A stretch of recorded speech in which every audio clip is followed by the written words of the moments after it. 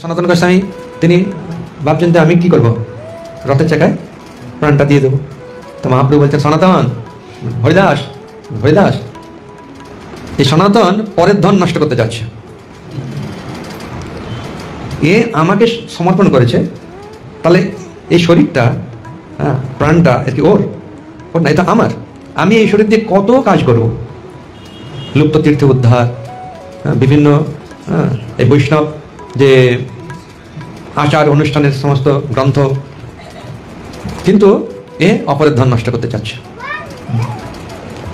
তো তখন সনাতন গোস্বামী খুব লজ্জা পেয়ে গেছেন যে অন্তর্যামী তিনি জেনে গেছেন আমি কি করতে চাচ্ছি।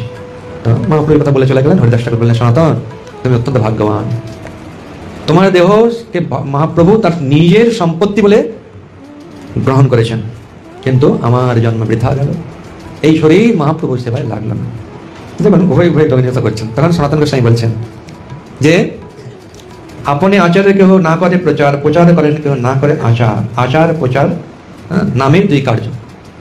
আচার করতে হবে, প্রচার করতে হবে। আর তুমি সর্বগুরু, তুমি জগতের আর্য, তুমি আচার করছো, প্রচার করছো, তাই তুমি হচ্ছেন প্রকৃত আর্য, তুমি হচ্ছে গুরু।